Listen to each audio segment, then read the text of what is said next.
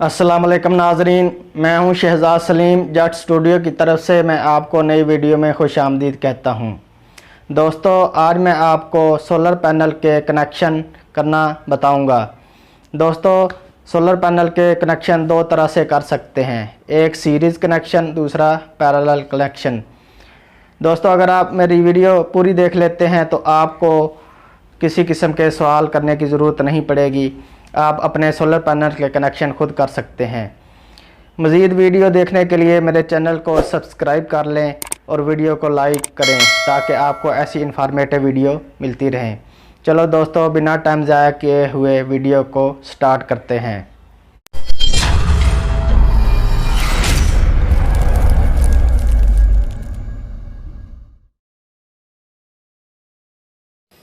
दोस्तों, parallel connection करने के लिए आपने तीनों सोलर पैनल्स की पॉजिटिव वायर को आपस में जोड़ लेना है और इसी तरह तीनों सोलर पैनल्स की नेगेटिव वायर को आपस में जोड़ लेना है। इस तरह एक पॉजिटिव वायर बन जाएगी और एक नेगेटिव वायर। आपने पॉजिटिव और नेगेटिव वायर को अपने चार्ज कंट्रोलर में लगा देना है। दोस्तों, 12 वोल्ट सिस्टम या डीसी सोलर सिस्टम के लिए 150 वाट के सोलर पैनल को पैरेलल में जोड़ा जाता है और इसी तरह से इनके कनेक्शन किए जाते हैं। दोस्तों, अगर 150 वाट वाले 3 सोलर पैनल को पैरेलल में जोड़ा जाए तो हमें कितने एम्पेयर और वोल्ट मिलेंगे। 150 वाट वाला सोलर पैनल तकरीबन 8 से 8.5 एम्पेयर करंट देता है और इसके वोल्टेज तकरीबन 19 होते हैं। पैरेलल कनेक्शन करने की सूरत में तीनों सोलर पैनल्स के एम्पेयर जमा हो जाएंगे और वोल्टेज वही 19 रहेंगे। पैरेलल कनेक्शन करने की सूरत में हमें 24 एम्पेयर और 19 वोल्ट मिलेंगे। PWM चार्ज कंट्रोलर लगाने की सूरत में हमें बैटरी को 19 वोल्ट मिलने के बजाय 12 वोल्ट मिलेंगे। इसी तरह दोस्तों, सीरीज़ कनेक्शन करने के लिए एक सोलर पैनल की पॉजिटिव वायर को दूसरे सोलर पैनल की नेगेटिव वायर से जोड़ा जाता है और फिर दूसरे सोलर पैनल की पॉजिटिव वायर को तीसरे सोलर पैनल की नेगेटिव वायर से जोड़ा जाता है।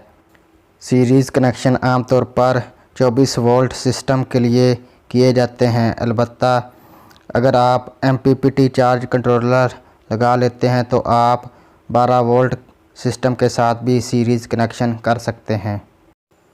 दोस्तों, सीरीज़ कनेक्शन करने की सूरत में एम्पेयर वही रहेंगे और तीनों सोलर पैनल्स के वोल्टेज जमा हो जाएंगे। 150 वाट के 3 सोलर पैनल्स को सीरीज़ में जोड़ने से हमें 8 एम्पेयर और 57 वोल्ट हासिल होंगे।